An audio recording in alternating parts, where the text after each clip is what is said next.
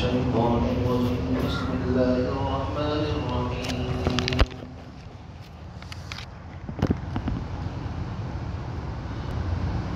يا أيها الناس اعبدوا ربكم الذي خلقكم والذين من قبلكم لعلكم تتقون الذي جعل لكم الأرض فراشا والسماء بناء وأنزل من السماء ماء فأخرج به من الثمرات رزقا لكم فلا تجعلوا لله أندادا وأنتم تعلمون وإن كنتم في ريب مما نزلنا على عبدنا فأتوا بسورة من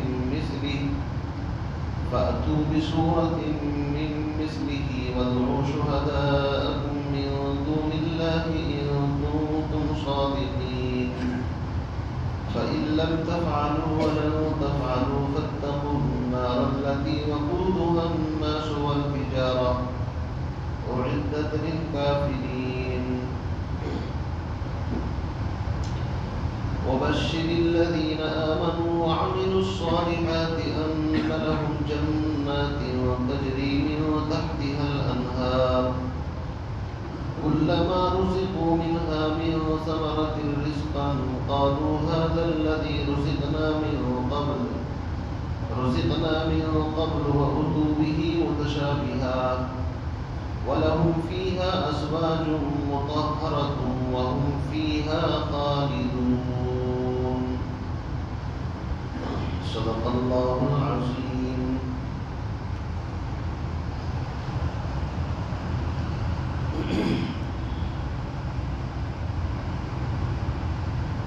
سورۃ البقرہ اس کی تقریباً 20 آیات ان کی تفسیر آپ حضرات کے سامنے بیان کی جا چکی جس کا خلاصہ یہ ہے اللہ رب العزت نے ابتدائی 5 آیات میں متقین مؤمنین کا ذکر فرمایا، اس کے بعد 2 آیتوں میں ان لوگوں کا ذکر فرمایا جن لوگوں نے ہدایت ازلی اور ابدی کو ہمیشہ ہمیش کے لیے خیر آباد کہہ دیا، یعنی ہدایت جن کے مقدر میں تھی ہی نہیں۔ اور اس کے بعد 13 آیات میں انہی کی ایک دوسری قسم جس کو منافق کہا جاتا ہے، ان لوگوں کے حال احوال بیان کیے گئے۔ تو یوں سمجھیے قرآن کریم میں سب سے پہلے 3 جماعتوں کا ذکر فرمایا۔ پہلی جماعت متقین مؤمنین، پھر ان کی صفات بھی بیان فرمائی، الذین یؤمنون بالغیب ویقیمون الصلاۃ ومما رزقناہم ينفقون آخر تک۔ پھر دوسری وہ جماعت ان الذین کفروا سواء علیہم اانذرتہم ام لم تنذرہم لا یؤمنون ختم اللہ علی قلوبہم وعلی سمعہم وعلی ابصارہم غشاوہ ولہم عذاب عظیم۔ اور تیسری وہ جماعت جن کا تذکرہ ومن الناس من یقول آمنا باللہ وبالیوم الآخر وما ہم بمؤمنین سے شروع ہو کر پورا رکوع مکمل انہی کے حال احوال کے اندر اللہ نے بیان فرمایا۔ تو گویا کہ اس طریقے سے 3 جماعتیں ہیں جن کا تذکرہ اب تک آپ کے سامنے آ چکا ہے۔ اچھا، قرآن پاک نے یہ تینوں جماعتیں اس لیے بیان کی تاکہ انسان غور کر لے کہ مجھے کس جماعت میں رہنا ہے، کیونکہ سیدھی بات ہے جماعتیں 3 ہیں، یا تو انسان متقی مومن بن کر کے زندگی گزارے، یا پھر اس کے اپوزٹ کھلا کفر اور شرک کے اندر انسان زندگی گزارے، یا تیسری شکل یہ ہے کہ کبھی اپنے آپ کو مومن ظاہر کرے، کبھی اپنے آپ کو مشرک اور کافر جس کو منافق کہتے ہیں۔ تو 3 ہی جماعتیں، اس لیے قرآن پاک نے سب سے پہلے انسانوں کی تقسیم بیان کر دی تاکہ انسان یہ اندازہ لگا لے مجھے کس جماعت کے اندر رہنا ہے۔ خلاصہ کلام یہ ہے کہ سب سے پہلی جو جماعت ہے متقین مؤمنین کی، ان کے بارے میں اللہ نے فرمایا اولئک علی ھدی من ربہم واولئک ھم المفلحون، یہ لوگ پورے کامیاب ہیں، کامیابی انہی کے قدم چومتی ہے جو متقی اور مؤمنین ہیں۔ تو اس سے پتہ یہ چلا کہ ہم سب کو مومن اور متقی بن کر کے زندگی گزارنی چاہیے۔ اب آیت نمبر 20 سے جو میں نے آیات آپ حضرات کے سامنے پڑھی ہیں، ان تینوں جماعتوں کو سامنے رکھ کر کے قرآن پاک جس مقصد کے لیے آیا ہے اس مقصد کی دعوت دیتا ہے، چونکہ ہر چیز کا کوئی نہ کوئی مقصد ہوتا ہے۔ قرآن پاک کا مقصد ہے توحید اور رسالت اور آخرت، یہ تین بنیادی موضوع ہیں۔ اللہ کو ایک ماننا دلائل کے ساتھ، جناب محمد الرسول اللہ صلی اللہ علیہ وسلم کی رسالت کو حق اور سچ جاننا اور آخرت کی زندگی کا صحیح یقین، یہ تین بنیادی موضوع ہیں قرآن پاک کے۔ تو اب ان تینوں جماعتوں کو اللہ رب العزت نے ایک لفظ سے یہاں پر خطاب فرمایا ہے، فرمایا یا ایھا الناس، اے دنیا میں بسنے والے انسانوں۔ عام طور سے دو لفظ آئیں گے، یا ایھا الذین آمنوا اور یا ایھا الناس۔ جہاں پر یا ایھا الذین آمنوا آیا ہے تقریباً 88 جگہ پر یا ایھا الذین آمنوا کے ذریعے سے اللہ نے خطاب فرمایا، وہاں پر خاص طور سے وہ لوگ مراد ہوتے ہیں جو ایمان لا چکے، یعنی مدنی زندگی کے اندر جن لوگوں سے خطاب تھا۔ اور جہاں پر قرآن یا ایھا الناس کہے گا وہاں پر سب کے سب A to Z، چاہے وہ مومن ہو، کافر ہو، فاسق ہو، فاجر ہو، اور شہر میں رہتا ہو، گاؤں میں رہتا ہو، پہاڑوں جزیروں میں رہتا ہو، کہیں بھی رہتا ہو، کالا ہو، گورا ہو، عرب کا ہو، عجم کا ہو، سب کے سب کو جب قرآن مخاطب کرتا ہے تو لفظ یا ایھا الناس کہتا ہے۔ اس کا مطلب یہ ہے اے عرب اور عجم، مشرق مغرب شمال اور جنوب، پوری دنیا میں بسنے والے انسانوں، لفظ یا ایھا الناس۔ چونکہ آگے جو اللہ نے حکم دیا ہے اپنی عبادت کا، اللہ معبود ہے اور اس کی عبادت ہر انسان کے اوپر لازم اور ضروری ہے، کسی خاص طبقے اور جماعت کے ساتھ عبادت کا تعلق نہیں ہے کہ صرف یہ میری عبادت کرے۔ اس لیے حکم جیسا ہے اسی کے اعتبار سے خطاب کیا جا رہا ہے۔ قرآن پاک میں عام طور سے ابھی 2-4 رکوع کے بعد بنی اسرائیل کا تذکرہ شروع ہوگا، یا بنی اسرائیل اذکروا نعمتی التی انعمت علیکم۔ عام طور سے بنی اسرائیل کو جہاں پر اللہ نے ان کی کتابوں کے اندر یا ان کے حال احوال کو بیان فرمایا ہے وہ یا بنی اسرائیل کہا، اے اسرائیل یعنی یعقوب علیہ السلام کی اولاد۔ آپ فرق دیکھیے گا، اسی طرح کہیں پر یا اہل الکتاب کہا، اے کتاب والوں یعنی تورات اور انجیل اور زبور والوں۔ اسی طریقے سے کہیں پر اور مختلف الفاظ آئے ہیں۔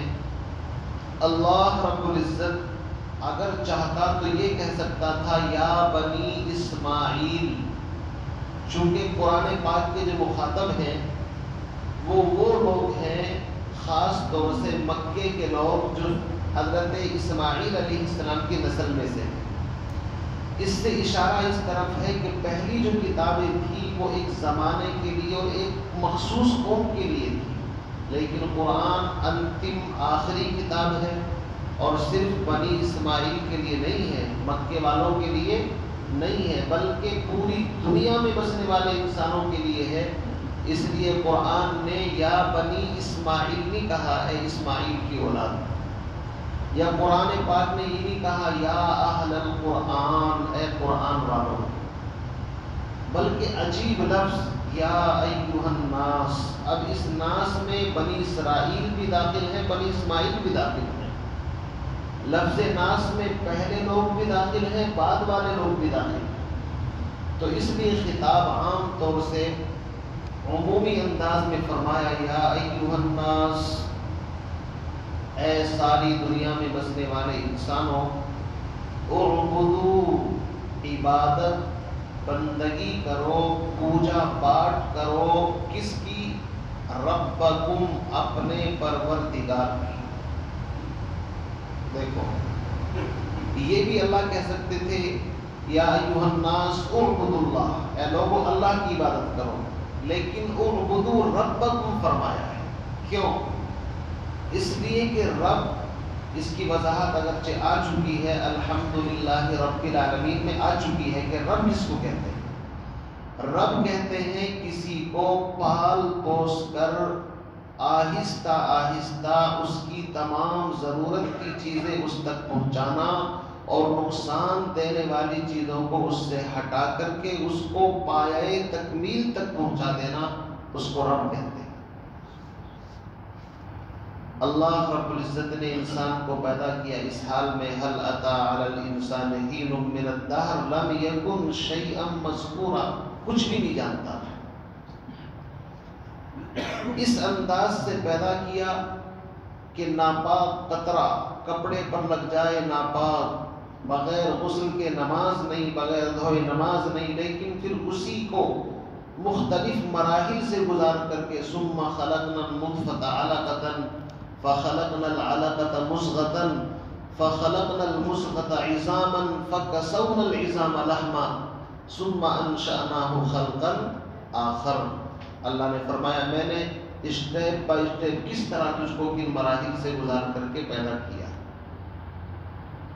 یا ایھا الانسان ما غرک بربک الکریم الذی خلقک فسواک فعدلک، یہ قرآن میں توحید کے دلائل ہیں۔ اے انسان اپنے وجود پر غور کر، میں نے تجھے کیسے پیدا کیا۔ اسی لیے یاد رکھیے دلیلیں دو طرح کی ہیں، بلکہ تین طرح کی ہیں۔ ایک دلیل ہوتی ہے عقلی، عقل کے اعتبار سے، ایک دلیل ہوتی ہے دلیل انفسی، انسان کی ذات میں غور کرنے کو قرآن بار بار کہے گا کہ اپنی ذات میں غور کر، فَلْيَنْظُرِ الْإِنسَانُ، انسان کو چاہیے کہ وہ خود اپنے وجود میں غور کرے، یہ دلیل انفسی ہے۔ اس لیے کہ حدیث کے اندر فرمایا من عرف نفسہ فقد عرف ربہ، جو انسان اپنے وجود کو پہچان لے اس کو اپنے رب کو پہچاننا بڑا آسان ہو جاتا ہے۔ اور تیسری دلیل ہوتی ہے دلیل آفاقی، زمین آسمان میں جو مخلوقات ہیں ان میں غور کرنے کی قرآن دعوت دے گا۔ کبھی کہے گا افلا ينظرون الى الابل كيف خلقت، اونٹ کو دیکھو، کہیں کہے گا آسمان کو دیکھو، کبھی کہے گا زمین کو دیکھو، یعنی آفاق کے اندر جو اللہ کی قدرت کی نشانیاں ہیں ان میں غور کرنے کی دعوت دے گا۔ تو میرے عزیز بھائیوں، اللہ رب العزت نے یہاں پر فرمایا یا ایھا الناس، اے ساری دنیا کے انسانوں، اعبدوا، عبادت اور بندگی کرو۔ عبادت کس کو کہتے ہیں؟ کسی کی انتہائی عظمت اور تعظیم کے ساتھ، اپنی انتہائی عاجزی اور ذلت کے ساتھ اس کو ماننا، اس کے سامنے جھک جانا، اس کو عبادت کہتے ہیں۔ صرف کسی کے حکم ماننے کو عبادت نہیں کہتے۔ مثلا استاد اپنے شاگرد سے کہے مجھے پانی لا کر کے دو تو اس کو عبادت تھوڑی کہیں گے۔ ماں باپ اپنی اولاد سے کہیں کہ مجھے یہ چیز لا کر کے دو تو اولاد لاتی، اس کو اطاعت کہتے ہیں۔ کیا کہتے ہیں؟ اطاعت۔ اور یہ ہے عبادت۔ عبادت کے اندر اطاعت خود بخود موجود ہوتی ہے۔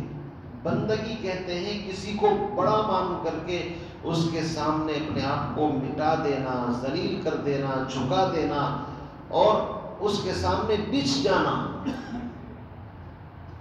جیسے انسان جب نماز پڑھتا ہے تو کبھی اللہ کے سامنے کھڑا ہے نا، اور کبھی رکوع کے اندر ہے، اور کبھی انسان اپنا سر اللہ کے قدموں کے اوپر جب زمین پر رکھتا ہے تو سمجھو اللہ کے قدموں کے اوپر انسان سر رکھتا ہے۔ اسی لیے خواجہ عزیز الحسن منصور رحمۃ اللہ علیہ نے ایک بہت خوبصورت پیارا سا شعر کہا، فرمایا تصور عرش پر ہے زیر سجدہ ہے زمین میری، میرا اب پوچھنا کیا آسماں میرا زمین میری، اگر تو در نہ کھولے گا تو میں بھی در نہ چھوڑوں گا، حکومت اپنی اپنی ہے کہیں تیری کہیں میری۔ بہت اونچا شعر ہے، سمجھنے کے لیے اس کو بہت کچھ چاہیے۔ وہ یہ کہہ رہے کہ تو خالق ہے مالک ہے، ٹھیک ہے، تو بڑائی تیری چادر ہے، لیکن عاجزی بندگی میری چادر ہے، میں اس بندگی کو نہیں چھوڑ سکتا، میں مٹا دوں گا اپنے آپ کو، تیرے اوپر قربان ہو جاؤں گا۔ بہت معنی والا شعر ہے۔ اللہ والوں کی جو شاعری ہوتی ہے وہ ایسی نہیں ہوتی، وہ حقیقت کو اپنے اندر لی ہوئی ہوتی ہے۔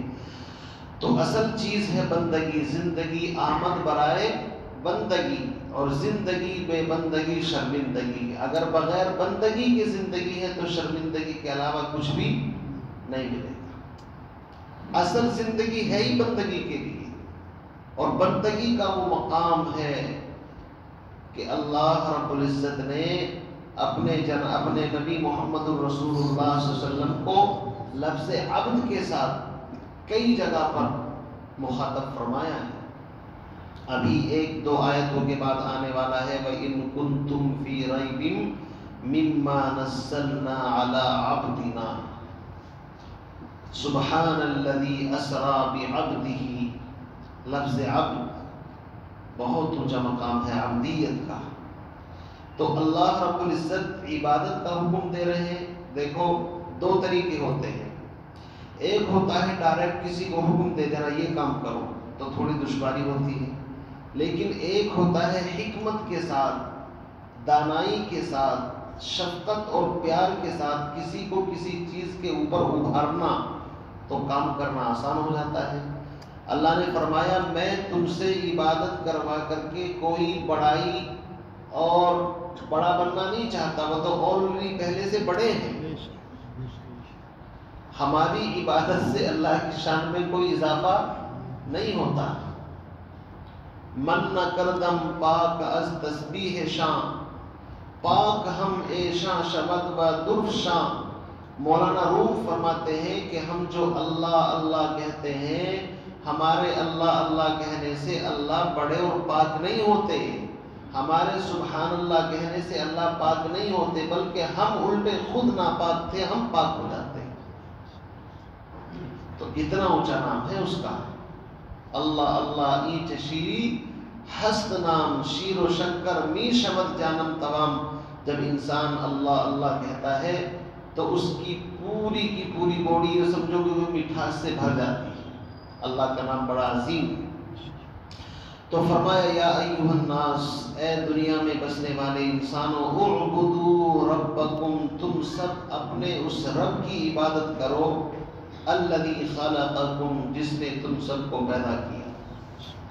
اس میں دلیل موجود ہے کہ عبادت کیوں کریں، اس لیے ایک تو وہ رب ہے، اور دوسرے یہ اس نے تمہیں وجود بخشا ہے، پیدا کیا ہے، اور ہر انسان، اس کی عقل کا بھی تقاضا ہے، کامن سائنس ہے کہ اگر کوئی کسی پر احسان کرے تو الانسان عبد الاحسان، انسان احسان کا غلام ہوتا ہے۔ حتیٰ کہ آپ نے دیکھا ہوگا اگر انسان کسی جانور کو خرید کر کے اپنے کھوٹے پر لا کر کے باندھ لیتا ہے تو وہ جانور بھی پہچانتا ہے یہ میرا مالک ہے، کیونکہ پہچانتا نہیں۔ تو اس رب نے تو ہمیں وجود بخشا ہے، ہمیں اس کو پہچاننا چاہیے، ہم اس کے غلام ہیں، بندے ہیں۔ حضرت حسن بصری رحمۃ اللہ علیہ فرماتے ہیں کہ مجھے ایک غلام نے اللہ کی عبدیت سمجھا دی کہ واقعی ہمیں غلامی کا کس طرح حق ادا کرنا چاہیے۔ فرماتے ہیں کہ میں غلام کو خرید کر کے لایا، میں نے اس سے پوچھا تمہارا نام کیا ہے؟ تو اس غلام نے کہا غلاموں کا کوئی نام نہیں ہوتا، اس کا آقا مالک جس نام سے آواز دے لے بس اس کا وہی نام ہے۔ اچھا بھی؟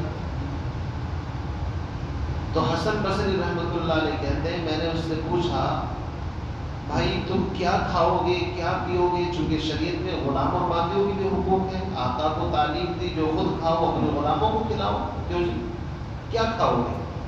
اس نے کہا حضرت غلام کی کوئی ڈیمانڈ اور فرمائش نہیں ہوتی، اس کا آقا مالک جو اس کو کھلا دے وہ کھا لیتا ہے۔ اچھا عجیب بات ہے، جو بھی اس سے سوال کرتے ہیں وہ کوئی ڈیمانڈ فرمائش نہیں، وہ کہتا ہے میں آپ کا غلام ہوں، میری اپنی کوئی خواہش نہیں ہے، میری خواہش تو یہ ہے کہ میں اپنی خواہش کو فنا کر چکا ہوں، ختم کر چکا ہوں، بس آپ میرے مالک ہیں، آپ جس حال میں مجھے رکھیں گے میں اسی حال میں رہنے کے لیے راضی اور خوش ہوں۔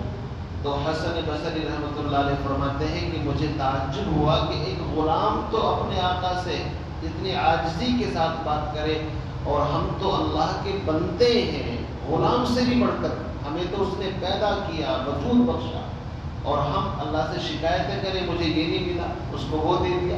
انسانوں کی فطرت ہے نا۔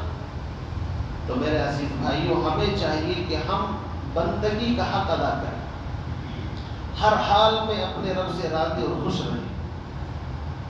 اللہ رب العزت جس حال میں انسان کو رکھے اس حال میں خوش رہنا، یہ سب سے اونچا مقام ہے، سب سے اونچا مقام۔ اس کو کہتے ہیں رضا بالقضاء، سمجھے نہیں؟ حضرت حکیم الامت تھانوی رحمۃ اللہ علیہ، ان سے کسی نے پوچھا کہ حضرت اخلاص سے اونچا مقام کون سا ہے؟ آخری مقام تو اخلاص سمجھتا ہے انسان کہ عبادت کرے خالص اللہ کے لیے۔ حضرت نے فرمایا کہ اخلاص سے اونچا مقام ہے رضا بالقضاء، کہ اللہ اور خالق ہمارا معبود ہمیں جس حال میں رکھنا چاہے ہم اس حال میں راضی اور خوش رہیں، یہ سب سے اونچا مقام ہے۔ اور جب انسان اس حال پر پہنچ جائے گا، کبھی شکایت نہیں کرے گا، کبھی خودکشی نہیں کرے گا، کبھی ڈپریشن کا مریض نہیں ہوگا۔ آج شکایتیں کیوں ہیں؟ یار میں تو یہ کام کرتا ہوں، مجھے یہ ملنا چاہیے تھا، مجھے ایسا کیوں نہیں ملا، فلاں تو نماز بھی نہیں پڑھتا، فلاں تو یہ کرتا ہے، اور اس کی زندگی کے اندر بہار ہے، خوشحالی ہے، اور میں اتنا سب کچھ کرتا ہوں مجھے کچھ بھی نہیں۔ تو پتہ ہی چلا ڈپریشن کا مریض انسان یہیں سے ہوتا ہے۔ اگر وہ اللہ رب العزت کے حال کے اوپر چھوڑ دے کہ میرا رب مجھے جس حال میں رکھ رہا ہے میں اسی کا مستحق ہوں، تو کبھی انسان کی زبان پر شکایت نہیں آ سکتی۔ بہرحال فرمایا یا ایھا الناس، اے لوگو، اعبدوا ربکم، عبادت اور بندگی کرو تم ربکم، اپنے پروردگار کی۔ کس پروردگار کی؟ الذی خلقکم، جس نے تم کو پیدا کیا۔ اور فرمایا صرف تمہیں نہیں، والذین من قبلکم، جو تم سے پہلے گزرے ہیں، تمہارے باپ دادا ہوں، پردادا ہوں، سکڑ دادا ہوں، آدم علیہ السلام تک، حتیٰ کہ جن کے تم نے مجسمے دیوی دیوتاؤں کی شکل میں بنا رکھے ہیں، جن کو تم اپنا بڑا سمجھتے ہو، ان کو بھی اللہ نے ہی پیدا کیا تھا۔ کیا مطلب؟ مطلب یہ ہے کہ پوجا کے لائق اس کائنات میں اگر کوئی ذات ہے تو صرف اور صرف وہ ہے جو ہمارا رب ہے، جس نے ہمیں، ہم سے پہلے ہمارے بڑوں کو پیدا کیا، ساری مخلوق کو پیدا کیا۔ صرف عبادت اسی کی جائے، اس کے ساتھ کسی کو اگر عبادت میں شریک کر لیا تو پھر سمجھ لو خیر نہیں ہے، اللہ کو شرک پسند نہیں ہے۔ ان اللہ لا یغفر ان یشرک بہ ویغفر ما دون ذلک لمن یشاء، اللہ شرک کو کبھی بھی معاف نہیں کرے گا، اس کے علاوہ جس کو چاہے گا معاف کر دے۔ اور یاد رکھیے شرک کی بہت ساری قسمیں ہیں۔ ایک شرک جلی ہوتا ہے، بڑا شرک جو دکھائی دیتا ہے، کسی کی مورتی بنا کر کے پوجا کرنا، یہ تو شرک جلی ہے۔ لیکن شرک خفی سمجھتے ہیں، بڑا باریک مسئلہ ہے۔ ایک آدمی نماز پڑھ رہا ہے، اور یہ بات میں آپ کو حدیث کے حوالے سے بتا رہا ہوں، وہ نماز پڑھتے پڑھتے رکوع اور اس نے قرات لمبی کر دی اس نیت سے کہ لوگ مجھے دیکھ کر کے یہ کہیں بڑا نمازی ہے، بڑی لمبی نماز پڑھتا ہے، لوگوں کو دکھانے کے لیے کیا کیا، اس نے نماز کو لمبا کر دیا۔ حالانکہ نماز تو اللہ کے لیے ہے، لیکن نیت میں کیا ہے اس کی کہ لوگ یہ کہیں کہ بھائی یہ تو بڑی لمبی لمبی رکعت پڑھتا ہے، بھائی بڑا خشوع و خضوع والا ہے، بڑا متقی پرہیزگار ہے۔ فرمایا کہ اس نے اس عمل کے اندر، نماز کے اندر شرک کر دیا۔ اب یہ نماز بھی خالص اللہ کے لیے نہ رہی بلکہ شرک والی نماز ہوئی۔ شرک بڑا خطرناک گناہ ہے۔ وہ آپ نے حدیث سنی ہوگی، جہنم کے اندر 3 بڑے بڑے لوگوں کو ڈالا جائے گا، ایک عالم ایک عابد اور ایک مجاہد۔ عالم پوری زندگی علم سکھاتا رہا، لیکن نیت کے اندر یہ تھا کہ لوگ تجھے بڑا عالم کہیں، بڑا محدث کہیں، بڑا مفسر، بڑا فقیہ کہیں، نیت میں خلوص تھا ہی نہیں۔ اللہ فرمائیں گے اس کو پکڑو پیروں کی طرف سے جہنم کے اندر ڈال دو۔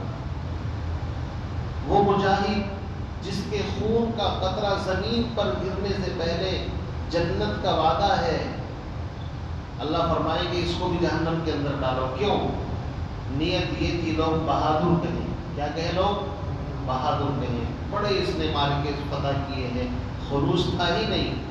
سخی مالدار ہر وقت رات میں بھی دن میں بھی اللہ کے راستے میں خرچ کرتا، لیکن نیت کے اندر یہ تھا کہ لوگ تعریف کریں بھائی اس کے دروازے سے تو کوئی خالی ہاتھ دیکھا ہی نہیں آج تک، وہ خود پڑھائی کے اندر تھا۔ فرمایا اس کو بھی جہنم کے اندر۔ تو شرک صرف یہ نہیں ہے کہ کوئی دیوی دیوتاؤں کو سامنے رکھ کر کے پوجا کرنے سے شرک کی اتنی باریک چال ہے۔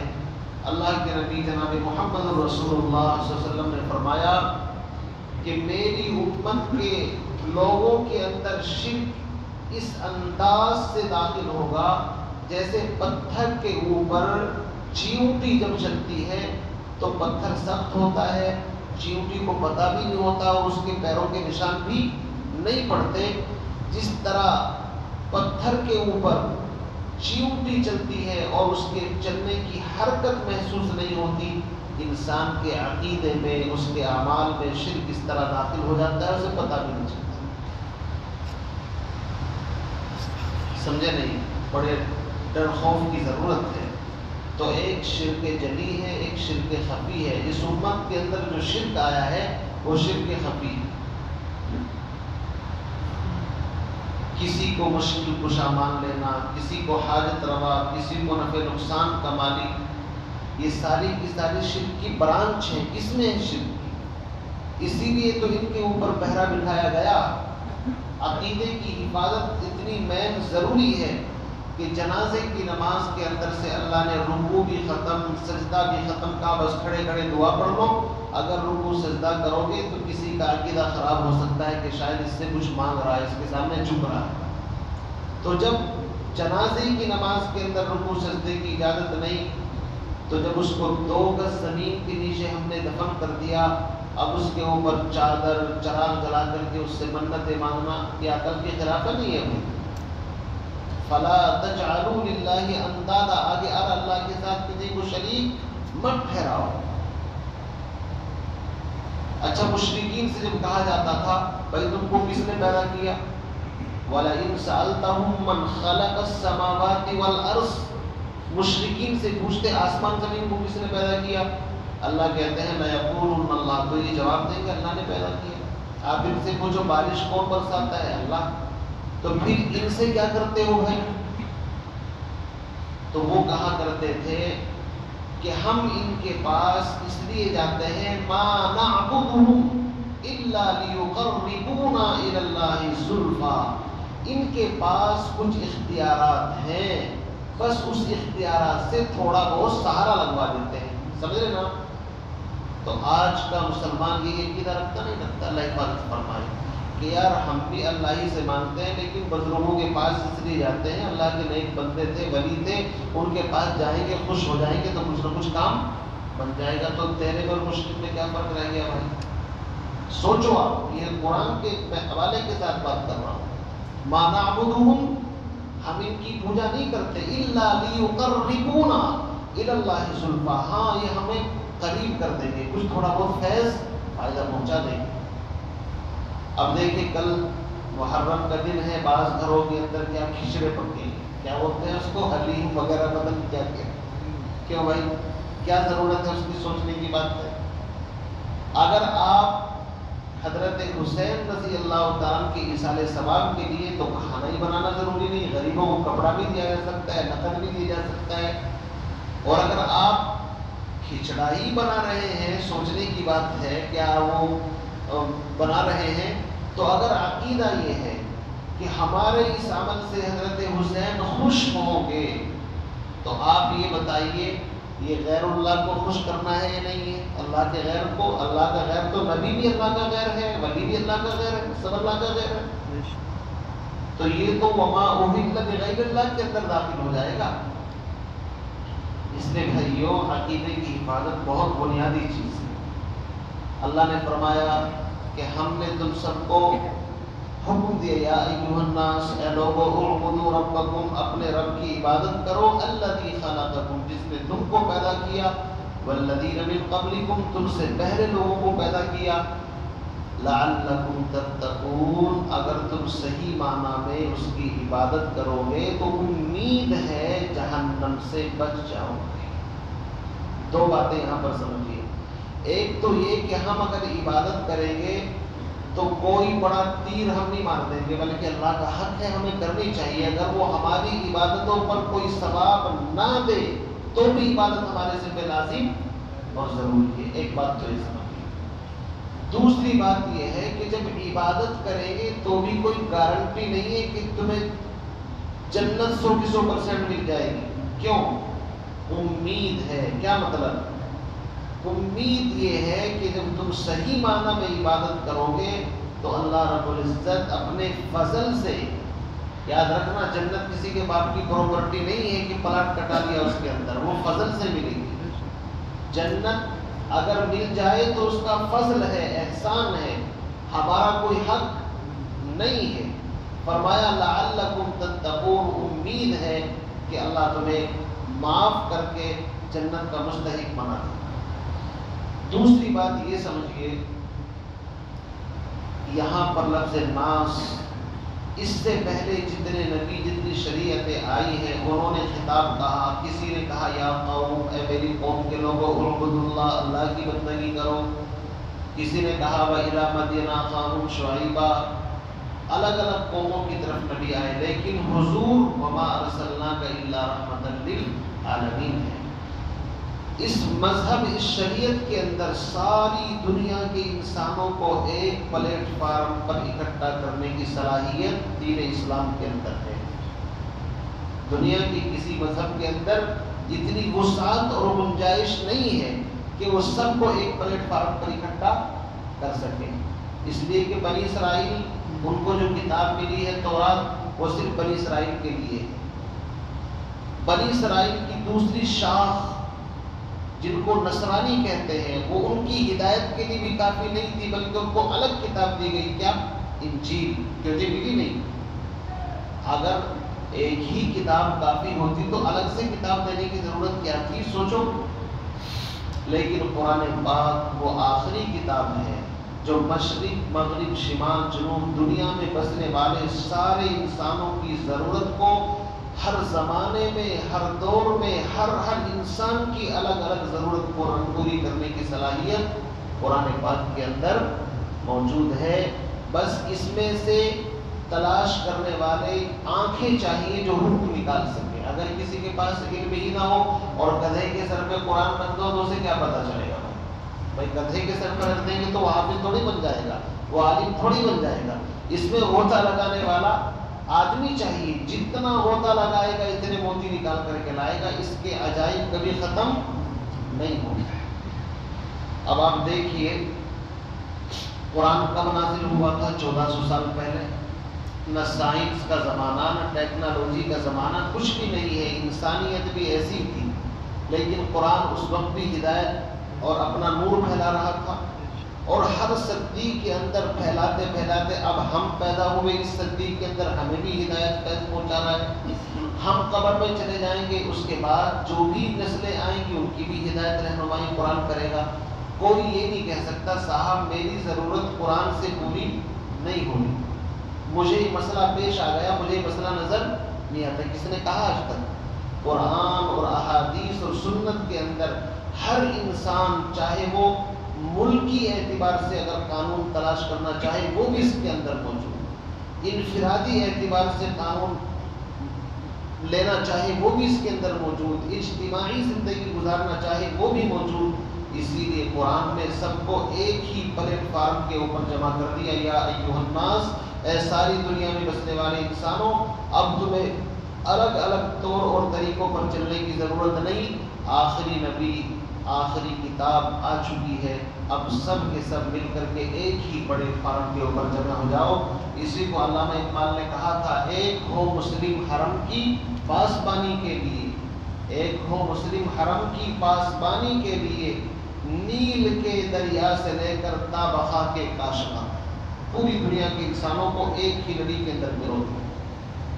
تو یہ قرآن کی خاصیت ہے، ورنہ آج دنیا کے اندر جنگ کیا ہے، کالے گورے کی ایک دوسرے کو اپناتے نہیں، یہ افریقن ہے ہم اس کو نہیں دے سکتے، دنیا کے اندر یہ تو چل رہا ہے کہ بھئی یہ دوسری بات برادری ذات کا ہے، ہم اس کو اپنے میں نہیں لے سکتے، لیکن قرآن کہتا ہے نہیں، جس نے لا الہ الا اللہ محمد الرسول اللہ صلی اللہ علیہ وسلم کا پیارا سا جملہ پڑھ لیا، چاہے وہ کالا ہو، گورا ہو، عربی ہو، عجمی ہو، ایک ہی صف میں کھڑے ہو گئے، محمود و ایاز، نہ کوئی بندہ رہا نہ کوئی بندہ نواز، سب کو ایک ہی لڑی کے اندر پروتا ہے۔ آپ دیکھیے مکے کی سرزمین کے اوپر کیسے کیسے لوگ، سلمان فارسی فارس سے چل کر کے آئے، لیکن کلمہ پڑھا تو کتنا اونچا مقام ہے جانتے ہیں؟ ان کی قبر کے اوپر ایک کتبہ لکھا ہوا ہے، اللہ کے نبی نے فرمایا تھا جب خندق کا موقع تھا تو جوڑی بنا دی اللہ کے نبی نے، یہ کہہ رہے میری جوڑی کس کے ساتھ لگے گی؟ آپ نے فرمایا ہمارے ساتھ لگے گی، اور کس کے ساتھ لگے گی؟ سلمان منا اہل البیت، سلمان ہمارے گھر کا آدمی ہے، اتنی عزت، دو جہاں کے سردار، ایک فارسی نسل کے انسان کو یہ ہمارے گھر کا بچہ ہے، گھبراؤ نہیں آپ ہمارے ہو۔ یہ جملہ آج بھی ان کی قبر کے اوپر لکھا ہوا ہے، سلمان منا اہل البیت۔ امیہ کتنا بڑا بدبخت، حضرت بلال حبشی کی پٹائی کرتا تھا، مارتا تھا، لیکن حضرت ابوبکر صدیق نے خرید لیا۔ ان کا اتنا اونچا مقام، جب نبی علیہ الصلوۃ والسلام معراج میں آسمانوں پر تشریف لے گئے تو کسی کے قدموں کی آہٹ سنی، پوچھا جبریل یہ کس کے قدموں کی آواز؟ فرمایا کہ آپ کے جو صحابی ہیں، آپ کے غلام حضرت بلال، آ کر کے حضور نے پوچھا بھائی کون سا ایسا عمل کرتے ہو، زمین پر رہتے ہو، آسمانوں پر تمہاری آواز سنائی دیتی ہے؟ فرمایا کوئی زیادہ بڑا عمل نہیں، بس یہ ہے کہ میں جب بھی وضو کرتا ہوں 2 رکعت نماز صلاۃ کیا پڑھتا ہوں، مطلب وضو کی جو ہوتی ہے وضو کے نام سے، تو 2 رکعت نماز پڑھ لیتا ہوں، اور اسی طریقے سے میں کثرت کے ساتھ سورہ اخلاص کی تلاوت کرتا ہوں، بس یہ عمل ہے۔ فرمایا انہی اعمال کی وجہ سے اللہ نے تمہیں وہ مقام عطا فرمایا۔ رنگ بھی کالا ہے، عربی نہیں جانتے، لیکن یہ ساری فضیلتیں کس کی وجہ سے ہیں؟ لا الہ الا اللہ محمد الرسول اللہ۔ تو اس کلمے کے اندر وہ طاقت ہے کہ سب کو ایک پلیٹ فارم پر جمع کرنے کی صلاحیت ہے۔ اسی لیے قرآن نے یا بنی اسماعیل نہیں کہا، ایک گروپ کو خطاب نہیں کیا، یا اہل القرآن نہیں کہا، یا اہل مکہ نہیں کہا، بلکہ یا ایھا الناس۔ پتہ چلا ملکوں کی الگ الگ سرحدیں، انسانوں کی مجبوری ہو سکتی ہیں، لیکن ان ملکوں کے اندر رہتے ہوئے ایک دن کو فالو اور ایک ہی مذہب کے اوپر عمل کرنا کوئی مجبوری نہیں۔ انسان عرب میں ہو، عجم میں ہو، ایک دن کے اوپر چل سکتا ہے، اور قرآن اسی کی دعوت دیتا ہے۔ تو یہ تو ہوئی بھائی دلیل انفسی۔ آگے دلیل آفاقی، آسمان، زمین، چاند، سورج میں اللہ ان چیزوں کی طرف رخ موڑتا ہے۔ فرمایا الذی جعل لکم الارض فراشا، ہم اس رب کی عبادت کے لیے کہہ رہے ہیں جس نے تمہارے لیے زمین کو فرش بنا دیا، والسماء بناء، آسمان کو محفوظ چھت بنا دیا، وانزل من السماء ماء، اور تمہارے لیے آسمان سے خوبصورت واٹر یعنی پانی کا انتظام کیا جو تمہارے لیے زندگی ہے، فاخرج به من الثمرات، پھر اس پانی کے ذریعے سے تمہارے کھانے پینے کے لیے زمین سے تمہارے لیے ثمرات، الرزق لکم، جو تمہاری روزی ہے، غذا ہے، وہ نکالی۔ فرمایا کہ جس نے یہ سب کچھ کر دیا ہے، فلا تجعلوا للہ اندادا، اس کے ساتھ کسی کو پارٹنرشپ اور اس کے ساتھ کسی کو شریک مت قرار دو، وانتم تعلمون، تم تو جانتے ہی ہو۔ دیکھو کلمے میں 2 چیزیں ہیں، اثبات اور نفی، ایسے ہی یہاں پر بھی 2 چیزیں ہیں، اثبات، پہلے کرنے کا حکم دیا، پھر منع کیا کہ ان چیزوں کو شریک مت ٹھہراؤ۔ یہ قرآن پاک کا سب سے پہلا حکم ہے اور سب سے پہلے نہیں ہے اس آیت کے اندر حکم عبادت کا اور شرک سے منع کیا، دو چیزیں۔ اب دیکھیے یہ چار چیزیں یہاں پر بیان فرمائی ہیں۔ سب سے پہلے زمین کو فرش بنایا، زمین اتنی نرم نہیں کہ پیر دھس جاتے ہیں، وہ سوچنے کی بات ہے، اور اتنی سخت بھی نہیں کہ آپ مکان بنانا چاہیں، اس میں کوئی بونا چاہے کچھ تو کھود نہ سکتی ہو، کھود بھی جاتی ہے آرام سے۔ اسی طریقے سے آسمان کو دیکھیے، رات ہوتی ہے تو بالکل اندھیرا بھی نہیں بلکہ قندیلیں روشن کر دی اس کے اندر۔ اب ان کے اندر کون پیٹرول ڈالتا ہے، کون ان کے اندر گیس، اور کون ان کے اندر مطلب یہ تیل کا اور پیٹرول کا نظام ہے کہ جس کی وجہ سے وہ کبھی خراب ہوتی ہی نہیں، دنیا کی ہر لائٹ خراب ہو جاتی ہے۔ چاند سورج بڑے بڑے نظام اللہ نے اس کے اندر فٹ کر دیے۔ تو انسان اگر ان چیزوں میں غور کر لے، پھر پانی، انسان کی سب سے بڑی ضرورت پانی ہے، 70 حصہ تقریباً زمین کے اندر پانی ہے اور 30 حصے کے اوپر خشکی ہے۔ تو جو چیز زیادہ ضرورت کی تھی اس کو زیادہ مقدار میں پیدا کر دیا۔ اور آپ اندازہ لگائیے کہ پوری زمین کے نیچے ایسی پائپ لائن بچھا دی کہ آپ جہاں پر بھی بورنگ کرتے ہیں وہاں پر پانی نکل آتا ہے۔ جس طرح انسان کے جسم کے اندر نس ہے، ڈاکٹر جہاں چاہتا ہے انجیکشن لگا دیتا ہے تو وہ انسان کے جسم کے اندر دوا پہنچ جاتی ہے۔ ایسے ہی زمین کے نیچے پائپ لائن عجیب طریقے سے بچھا دی، جہاں چاہو غریب امیر اپنی جگہ میں وہ پانی نکال لیتا ہے۔ پھر بادلوں کا نظام بنایا، وہ سمندر سے پانی اٹھاتے ہیں، جبکہ سمندر کا پانی نمکین ہوتا ہے، پی نہیں سکتا انسان، لیکن جب وہ بارش کی شکل میں آتا ہے تو بہترین پانی ہوتا ہے۔ کیوں جی؟ وہ نمکین ختم کر دی اللہ نے۔ پھر کچھ پانی کو پہاڑوں کی چوٹیوں پر جما دیا، وہاں سے وہ آہستہ آہستہ پگھلتا ہے، ندی نالوں کی شکل میں انسان کی ضرورت کو پورا کرتا ہے۔ بارش ہوتی ہے تو جنگلوں کے اندر جھیل تالابوں کی شکل میں جمع ہو جاتا ہے، جو کہ جانوروں کو بھی پانی چاہیے۔ اگر آپ صرف پانی کے نظام پر غور کر لیں تو آپ اپنی پیشانی کو رب کے سامنے جھکائے بغیر نہیں رہ سکتے۔ آپ سوچو کہ اتنا عظیم نظام، روزانہ ہلکی ہلکی جب آپ دیکھتے ہیں پیڑ ہیں، پودے ہیں، ان کو شبنم کی شکل میں جتنی ضرورت ہوتی ہے، ہری ان کی پتیوں کے اوپر آپ کو تھوڑا تھوڑا پانی نظر آتا ہے، جس کو شبنم اوس بولتے ہیں۔ اللہ اتنی بارش بھی نہیں کرتا کہ جس سے بالکل زمین کے اوپر چلنا مشکل ہو جائے۔ تو الغرض پانی کا نظام، ہواؤں کا نظام، یہ سارا کا سارا نظام اس چیز کی طرف دعوت دے رہا ہے کہ پالتا ہے بیج کو مٹی کی تاریکی میں کون۔ ہم تو مٹی کے اندر ڈال کر کے آگے، اس کو تو گل جانا چاہیے تھا، لیکن پالتا ہے بیج کو مٹی کی تاریکی میں کون، کون دریاؤں کی موجوں سے اٹھاتا ہے سحاب بادل، کون دریاؤں کی موجوں سے اٹھاتا ہے سحاب، اور کس نے بھر دی خوشے گند، کون لایا کھینچ کر پچھم سے بادے سازگار، یہ ہوا ہے ان کو کون لاتا ہے، کبھی پروا ہے کبھی بچوا ہے، کون لایا کھینچ کر پچھم سے بادے سازگار، یہ زمین کس کی ہے اور کس کا ہے نور آفتاب، اور کس نے بھر دی موتیوں سے خوشے گندم کی جیب، موسموں کو کس نے سکھلائی یہ خوئے انقلاب۔ یہ سارا کا سارا نظام صرف اور صرف ایک ہی ہستی کے ہاتھ کے اندر ہے، موسموں کا بدلنا بھی، دن اور رات کا عدلنا بدلنا بھی، سارا کا سارا نظام اللہ کے ہاتھ میں ہے۔ اسی اللہ کی عبادت کا حکم دیا جا رہا ہے۔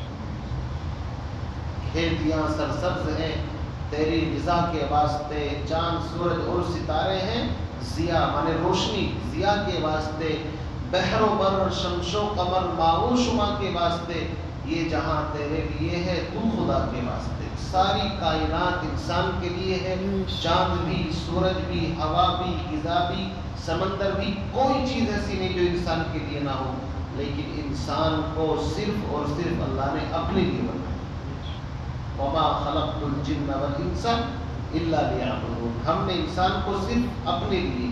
اب انسان عجیب ہے، نہ مانے تو اللہ کو نہ مانے، اور ماننے پر آئے تو پتہ نہیں کتنی چیزوں کو ماننے، یہ پیپل کو ماننے لگے خدا، یہ تیتر کو خدا مان لے، پتہ نہیں کس کس چیز کے سامنے سر جھکانے پر آئے۔ بہادر بننا چاہے تو اتنا بڑا کہ کسی سے نہ ڈرے، اور وہمی بننے پر آئے تو رات کو اندھیرے کے اندر اگر معمولی سی ہوا سے کوئی دروازہ بھی ہل جائے تو ڈر جائے، پتہ نہیں کون آ گیا۔ تو انسان عجیب مخلوق، اللہ رب العزت نے اس کے ایمان کو، یقین کو مضبوط کرنے کے لیے اس کو یہ شریعت اور دین دیا ہے، اور فرمایا تجھے کسی کے سامنے جھکنے کی ضرورت نہیں ہے، تیرا سر اگر جھکے تو صرف میرے سامنے جھکے۔ آگے فرمایا وَإِن كُنتُمْ، تو یہ تو توحید کا ذکر تھا، آگے رسالت کا ذکر ہے، اور رسالت کا مطلب یہ ہے کہ حضور علیہ السلام کا جو سب سے بڑا معجزہ ہے قرآن پاک، اس کا ذکر فرمایا۔ اور قرآن پاک میں 3 جگہ پر الگ الگ آیتیں آئی ہیں۔ ایک جگہ کہا کہ اگر تم سارے انسان جنات مل کر کے قرآن کا مثل لانا چاہو تو تمہیں چیلنج ہے، لے کر کے آؤ۔ ایک جگہ فرمایا کہ 10 صورتیں لے آؤ، ایک جگہ فرمایا چلو ایک ہی صورت لے کر کے آؤ، صورت بھی سب سے چھوٹی، انا آتینا کالکوثر کے برابر۔ قرآن کہتا ہے فَإِن لَّمْ تَفْعَلُوا وَلَن تَفْعَلُوا، تم نہ لا سکے، اور چیلنج ہے، تحدی ہے، قیامت تک بھی لا سکو گے۔ یاد رکھیے عرب بڑے باغیرت، بڑے باحمیت تھے، اگر ان کو چیلنج کر دیا جاتا تو پھر وہ ایڑی چوٹی کا زور لگاتے تھے کہ اس چیلنج کو ضرور توڑنا ہے، لیکن وہ ایڑیاں رگڑ رگڑ کر کے مر گئے، قرآن پاک کا مثل نہ بنا سکے اور نہ قیامت تک بنا سکیں گے۔ جس دین کو مٹانے کے لیے 20 جنگ کرنی پڑی، آسان کام تھا کہ قرآن پاک کے اس چیلنج کو توڑ دیتے تو یہ زمین گوش خود بخود ہو جاتا، لیکن انہوں نے بڑی کوششیں کی۔ یاد رکھے علامہ جلال الدین سیوطی رحمۃ اللہ علیہ نے لکھا ہے کہ حضور کے ویسے تو بے شمار معجزات ہیں، ہزاروں کی تعداد میں۔ آپ چاند کی طرف اشارہ کریں، وہ 2 ٹکڑے ہو جائے، آپ کی انگلیوں سے چشمے اور فوارے پھوٹ پڑے، صحابہ نے پانی پیا بھی، جانوروں کو پلایا، وضو بھی کیا، بے شمار معجزے ہیں۔ لیکن 2 معجزے ایسے ہیں جو آج بھی زندہ ہیں، ایک قرآن پاک کا معجزہ، ایک حرف اس کا نہیں بدلا، ایک تشدید نہیں بدلی، ایک نقطہ نہیں بدلا، اور دوسرا معجزہ یہ کہ حج کے موقع پر جب لوگ وہاں مینا کے اندر کنکریاں مارتے ہیں تو لاکھوں کی تعداد میں حجاج ہوتے ہیں، ساتھ ساتھ کنکریاں مارتے ہیں، وہاں پر بڑا پہاڑ بن جانا چاہیے تھا، لیکن جن کا حج مقبول ہوتا ہے ان کی کنکریاں فرشتے اٹھا کر کے لے جاتے ہیں، اور وہاں پر بہت معمولی کنکریاں رہ جاتی ہیں۔ یہ ایسا معجزہ ہے جو آج بھی زندہ ہے۔ تو فرمایا وَإِن كُنتُمْ فِي رَيْبٍ مِّمَّا نَزَّلْنَا عَلَىٰ عَبْدِنَا، اگر تم شک اور شبے کے اندر ہو اس قرآن کے بارے میں جو ہم نے اپنے بندے محمد الرسول اللہ کے اوپر اتارا ہے۔ دیکھیے ایک نزلنا ہے، ایک انزلنا ہے۔ انزلہ ینزلو کے معنی آتے ہیں ایک دم اتارنا۔ قرآن پاک لوح محفوظ سے بیت المعمور آسمان دنیا پر رمضان کے مہینے میں شب قدر میں 1 رات میں اترا ہے، اور وہاں سے پھر حضور علیہ السلام کے قلب مبارک پر 23 سال کے عرصے میں نازل ہوا ہے۔ مشرکین کو اعتراض تھا اتنا زمانہ کیوں لگا قرآن کو اتارنے میں، اگر قرآن سچا کلام تھا تو موسیٰ اور عیسیٰ اور داؤد کی طرح ایک دم اکٹھا قرآن مل جاتا۔ اللہ نے اس کا یہاں جواب نہیں دیا، آگے جواب دیا ہے، فرمایا ہم نے اپنے نبی کو تسلی کا سامان، جب میرے نبی کو تسلی کی ضرورت ہوتی تھی میں جبریل کو بھیج کر کے کبھی 2 آیت کبھی 4 آیت اسے تسلی دے دیتے تھے۔ دوسری بات یہ ہے اگر قرآن ایک دم نازل کیا جاتا تو سب کے سب انسانوں کو قرآن کے سارے حکموں کو ایک دم ماننا لازمی اور ضروری ہوتا، لیکن یہ بڑا مشکل ہو جاتا، اس لیے ہم نے آہستہ آہستہ قرآن اتارا تاکہ انسانوں کو کوئی تکلیف اور دشواری پیش نہ آئے۔ فرمایا کہ اگر تم کو اس قرآن کے بارے میں ذرہ برابر بھی شک ہے، ریب کہتے ہیں اس شک کو جو کسی دلیل کی بنیاد پر نہ ہو، محض ویسے ہی کسی کو شک ہو جائے، یعنی اگر حقیقت میں تھوڑا سا غور کر لے تو وہ شک خود بخود دور ہو سکتا ہے۔ فرمایا وَإِن كُنتُمْ فِي رَيْبٍ، اگر تم شک اور شبے کے اندر ہو اس قرآن کے بارے میں، نزلنا علی عبدنا، جو ہم نے اپنے عبد یعنی محمد الرسول اللہ کو کے اوپر نازل کیا ہے، فَأْتُوا بِسُورَةٍ مِّن مِّثْلِهِ، تو تم اس کے مثل اس جیسی کوئی صورت لے کر کے آؤ، وَادْعُوا شُهَدَاءَكُم مِّن دُونِ اللَّهِ، اور تم اللہ کو چھوڑ کر جس کو چاہو اپنے حمایتی اور مددگاروں کو بلا لو، اگر تم سچے ہو. آگے قرآن کہتا ہے فَإِن لَّمْ تَفْعَلُوا، بس تم ایسا نہیں کر سکو گے. وَلَن تَفْعَلُوا، اور چیلنج کے ساتھ کہا جاتا ہے ہرگز نہیں کر سکو گے. فَاتَّقُوا النَّارَ، تو اس آگ سے بچو.